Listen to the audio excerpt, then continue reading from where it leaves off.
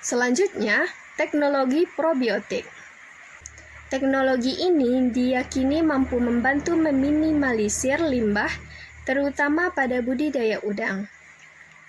Probiotik ini merupakan salah satu upaya budidaya yang berkelanjutan dan ramah lingkungan, karena probiotik bertugas mengurai H2S, amonia, nitrit, dan nitrat yang terdapat pada limbah. Ada dua cara penggunaan probiotik yang bisa dimanfaatkan petani lele untuk mendongkrak hasil kolamnya. Yang pertama, probiotik untuk mengemburkan dasar kolam sekaligus memelihara kualitas air. Yang kedua, probiotik untuk memacu pertumbuhan ikan sendiri sekaligus membentengi dari kemungkinan terkena penyakit atau stres. Yang keempat, teknologi bioflok. Teknologi yang menerapkan keseimbangan unsur organik dalam air ini sudah banyak diterapkan, baik pada ikan air tawar maupun pada udang di tambak. Teknologi ini dapat menekan konversi pakan ikan atau udang sehingga akan mengurangi buangan ke lingkungan. Mekanisme pembuatannya ialah: yang pertama, kolam yang akan menggunakan sistem bioflok dikondisikan dengan menambahkan disinfektan dan memasang aerator di tempat yang tepat. Yang kedua, probiotik dan molase atau bisa diganti dengan gula pasir ditambahkan ke dalam kolam. Selain bakteri dan molase, penting juga untuk menambahkan kapur dan garam. Selanjutnya, yang ketiga, setelah 7 hari, kolam akan berubah warna hijau atau coklat dan terasa lebih licin. Benih ikan bisa mulai ditebar. Yang keempat, ikan diberi pakan seperti biasa. Selama proses budidaya berlangsung, tepung ditambahkan untuk menambah unsur karbon dalam kolam. Sisa pakan, kotoran ikan, dan tepung akan menjadi sumber nutrisi bagi bakteri dan organisme lain untuk membentuk flok. Yang kelima, ketika bioflok terbentuk, gumpalan tersebut berfungsi sebagai pakan alami tambahan bagi ikan dan menjaga kualitas air sehingga kesehatan ikan pun meningkat. Bioflok biasanya terdiri dari bakteri, mikroalga, ragi, dan protozoa yang sama-sama menguntungkan bagi ikan. Selanjutnya, teknologi aquaponik. Teknologi ini juga mulai banyak dikembangkan karena dinilai mampu meminimalisir limbah hasil budidaya.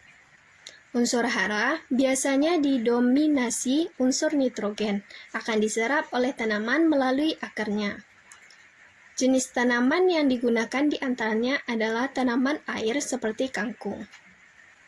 Secara teknis, aquaponik mampu meningkatkan produksi pembudidaya ikan karena teknologi aquaponik merupakan gabungan teknologi aquaculture dengan teknologi hidroponik atau bercocok tanam tanpa tanah untuk mengoptimalkan fungsi air dan ruang sebagai media pemeliharaan. Selanjutnya, yang keenam, teknologi Yumina dan Bumina. Teknologi ini dikembangkan oleh Badan Penelitian dan Pengembangan Kelautan dan Perikanan. Yumina adalah teknik pemeliharaan tanaman sayur dengan ikan, sedangkan Bumina adalah teknik pemeliharaan tanaman buah dengan ikan. Jadi, Yumina-Bumina adalah teknik budidaya yang menghasilkan ikan, sayur, dan buah dalam satu unit pemeliharaan. Selanjutnya, yang ketujuh, teknologi 90% satiation feeding. Teknologi ini dikembangkan oleh ASA. Teknologi tersebut diambil dari negeri Tiongkok. Logikanya adalah ikan tidak diberikan pakan kenyang setiap hari, namun hanya pada level 90% saja, sehingga tidak ada makanan yang tersisa karena tidak dimakan. Kemudian metabolisme ikan lebih baik. Yang kedelapan, teknologi pakan terapung. Dengan menggunakan pakan ikan terapung, maka dapat lebih mudah mengontrol jumlah pakan yang diberikan kepada ikan. Hal ini karena pakannya terapung sehingga dapat dilihat dengan mata. Selanjutnya, yang kesembilan, teknologi protein sparing. Teknologi ini menggantikan sumber energi utama untuk pakan dengan menggunakan karbohidrat bukan dari protein. Gagasan tersebut muncul karena adanya imbauan untuk menekan penggunaan tepung ikan sebagai bahan baku utama untuk pabrik pakan. Protein sparing atau asam amino hemat adalah proses di mana tubuh memperoleh energi. Sumber seperti itu bisa termasuk jaringan lemak, lemak makanan, dan karbohidrat.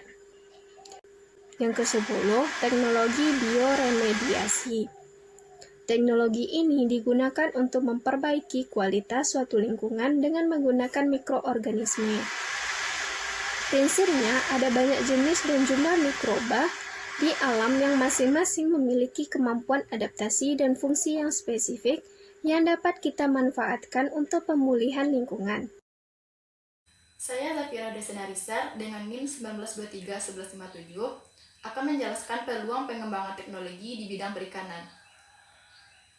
Teknologi penangkapan ikan ramah lingkungan atau penangkapan ikan yang bertanggung jawab adalah suatu alat tangkap yang tidak memberikan dampak negatif terhadap lingkungan, yaitu sejauh mana alat tangkap tersebut merusak dasar perairan, kemungkinan hilangnya alat tangkap, serta kontribusinya terhadap polusi.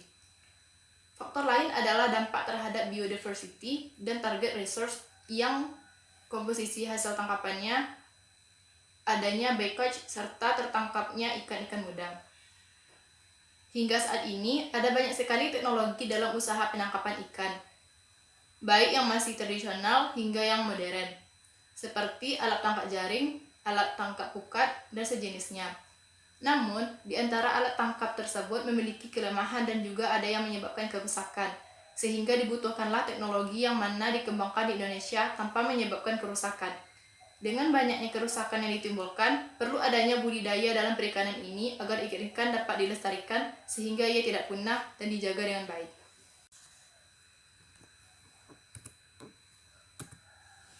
Saat ini ada beberapa teknologi dalam budidaya perikanan yang sangat ramah lingkungan dan memiliki peluang nilai jual yang tinggi untuk diekspor ke luar negeri.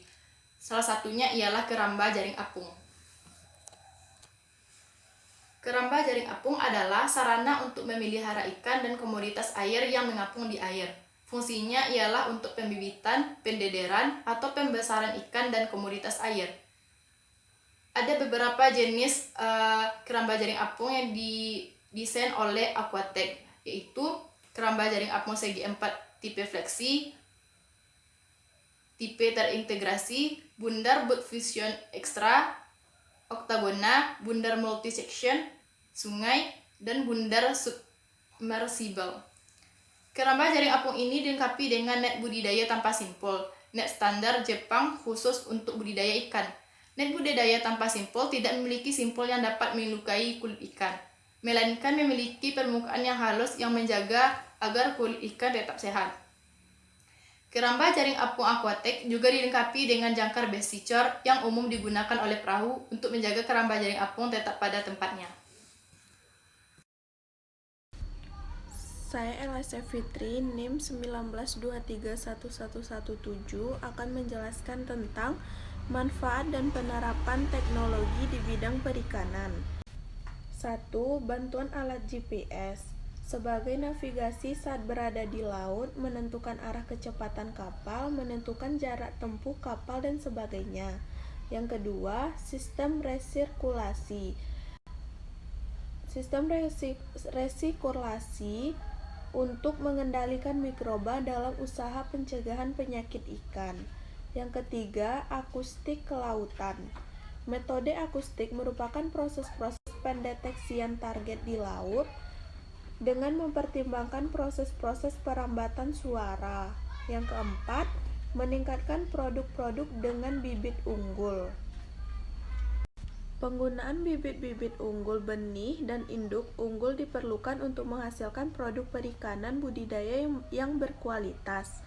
Kelima, meningkatkan nilai tambah ikan dengan mengolah menjadi bahan makanan tertentu. Contohnya ikan sarden.